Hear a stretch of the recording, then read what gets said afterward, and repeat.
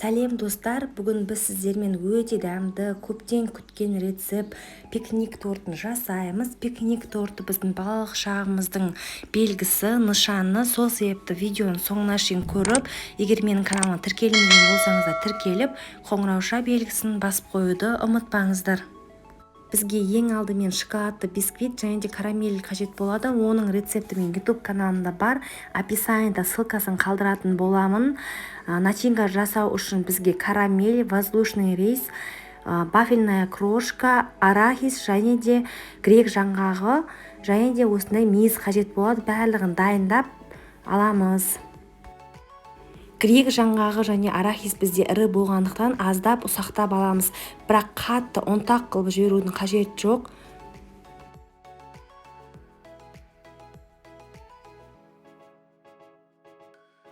Міне осылай блендердің көмегімен ұсақтап алдық. Енді суыған карамелімізге барлығын салып араластырамыз. Бірінші мейізімізді саламыз, сонан соң вафельная крошкамызды, кейін жаңғақтарымызды саламыз. Соңынан воздушный рисімізді салып, барлығын жақсылап біркелкі масса шыққанша араластырып аламыз.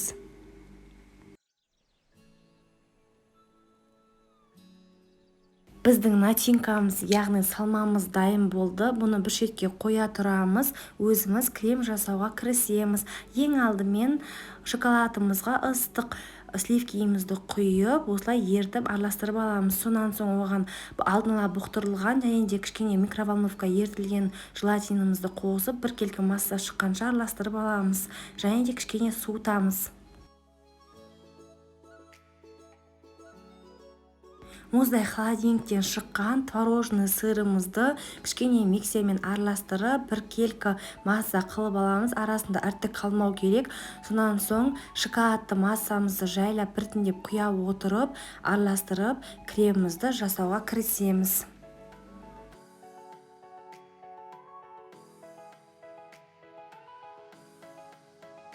Біздің шоколадты массамыз дайын болды. Бұны бір шетке қоя тұрамыз. Өзіміз холодильниктен шыққан 33-35% мұздай сливкимізді миксердің ең төменгі жылдамдығынан бастап, жайлап жылдамдықты ұлғайта отырып, еріген балмұздаққа ұқсаған масса шыққанша осылай миксерлейміз. Сонан соң ол массамызды екі бөлікке бөліп, общий массамыз, яғни жалпы массамызға қосып, осылай миксердің ең төменгі жылдамдығында жай ғана араластырамыз. Байқаңыздар, бұл сәтте миксерлеудің қажет жоқ, себебі бұл біздің крем мусс деп аталады. Бұл тез қоюланып кетуі мүмкін, себебі құрамында желатин бар. Жай ғана венчиктің көмегімен, не болмаса лопатканың көмегімен осылай араластырып алсаңыздар да болады. Кез келген шоколадты бисквитімізді ортасынан теңдей 3 бөлікке бөліп аламыз. Бірінші бөлігін салып, оның үстінен салмамызды бір тегіс етіп жайып шығамыз. Салмамыз кожымыздың ортасына тұру керек. Жан-жағына шығармауға тырысамыз. Қасықтың көмегімен осылай бір тегіс етіп жайып шықсаңыздар болады.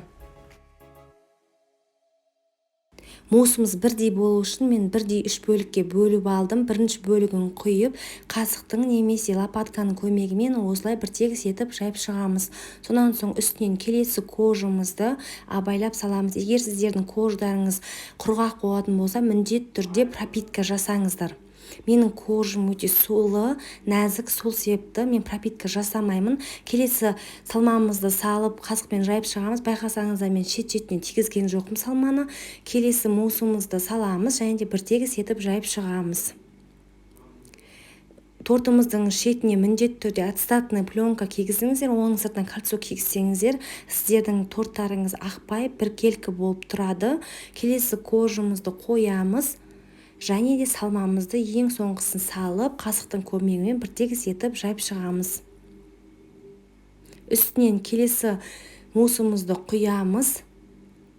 Және де оны да қасықтың көмегімен бір тегіс етіп жайып шығамыз.